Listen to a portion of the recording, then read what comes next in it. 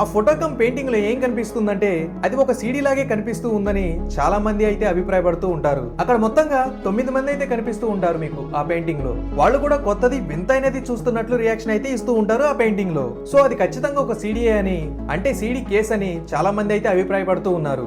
అయితే మరికొందరు చెప్పేది ఏంటంటే అది సీడీ కేస్ అయి ఉండకపోవచ్చని, వేరే ఏదో గాజు వస్తువు అయి ఉండొచ్చని అయితే నమ్ముతూ ఉంటారు. అయితే ఒక పుస్తకం ఉంది, ఆ పుస్తకం పేరు ద బుక్ ఆఫ్ మెర్మ్యాన్. ఈ పుస్తకంలో స్మిత్ చేతిలో ఉన్న ప్లేట్లని సీడీ లాగే వర్ణించడం జరిగింది. అండ్ ఇన్ఫాక్ట్ అక్కడ ఒకటి కాదు 2 ఉన్నట్లుగా మెన్షన్ చేయడం అయితే జరిగింది. అండ్ 2 స్టోన్స్ సిల్వర్ బోస్ అని రాయడం అయితే జరిగింది. అఫ్ కోర్స్ మనకు తెలిసిందే సీడీలు అనేవి సిల్వర్ కలర్ లోనే కనిపిస్తూ ఉంటాయి మనకి. బట్ ఇది నిజమో కాదని ఎవరికి పూర్తిగా తెలియట్లేదు, అంటే కన్ఫర్మ్ చేయలేకపోతున్నారు సరైన ఎవిడెన్స్ లేకపోవడం వలన. కానీ ఖచ్చితంగా టైం ట్రావెల్ అనేది ఉన్నదని చెప్పడానికి ఇది ఒక థియరీగా అయితే చాలా మంది ఉపయోగిస్తూ ఉంటారు. అయితే రొనాల్డ్ పెగ్ అనే టైం ట్రావెల్ రీసెర్చర్ ఏమని చెప్తూ ఉంటాడంటే సీడీలు అనేవి యాక్చువల్ గా పురాతన కాలంలోనే ఉన్నాయని, అవేమి కొత్తగా కనిపెట్టినవి కాదని, అందుకని రిలీజియస్ టెక్స్ట్ లో వాటి గురించి అందరూ డీటెయిల్ గా మెన్షన్ చేయడం కూడా జరిగిందని అయితే ఆయన అభిప్రాయపడుతున్నాడు.